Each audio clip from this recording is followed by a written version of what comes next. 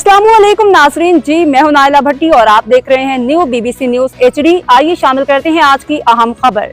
सांगड़ से खबर शामिल करते हैं। जिला सांगड़ हमारे न्यू BBC न्यूज़ के रिपोर्टर नाज चक्रानी की रिपोर्ट के मुताबिक अवाम पाकिस्तान पार्टी सांगड़ के साबिक रहनुमा एडवोकेट मोहम्मद अली लगारी ने प्रेस कॉन्फ्रेंस करते हुए इल्ज़ाम लगाया कि गुज़िश्ता दिन असिस्टेंट कमिश्नर शफीक अहमद आरीसर और SHO सांगड़ गुलजार मरी ने बड़ी नफरी और एक्सीवेटर मशीन के साथ उन दुकानों और दफ्तर पर चढ़ाई करके उनकी जायदाद को नुकसान पहुँचाया।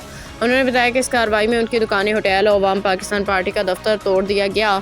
मरीद बात करते हुए उन्होंने कहा कि उन्हें सियासी बुनियादों पर निशाना बनाया गया और ये कार्रवाई पीपल्स पार्टी के ticket holder Naveed Deru MNA Shazia Tamri के हुक्म पर की गई, क्योंकि उन्होंने इलेक्शन में उनका साथ देने की सज़ा दी जा रही है, ना देने की सज़ा दी जा रही है। एडवोकेट मोहम्मद अली लगारी ने आला अदलिया और हुकाम से अपील की है कि वो इंसाफ फराहम करें। उन्होंने कहा कि उनकी दुकानें और दफ्तर कई साल पहले ख़रीदे गए थे, जिनकी रजिस्ट्री भी उनके पास मौजूद है। जो मेरा नुकसान पहुँचा इसका इजाला किया जाए।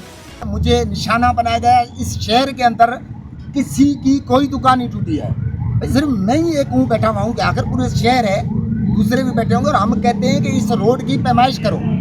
आपने अगर दूसरों के सिर्फ छपरे तोड़े और मेरी जो है पूरी 5 की 5 दुकानें तोड़ दी। हमने कहा कि रोड की दोनों साइडें हैं, आप पूरा शहर है 2 किलोमीटर पे। अब तक के लिए इतना ही। मज़ीद खबरों और अपडेट्स के लिए देखते रहें न्यू BBC न्यूज HD।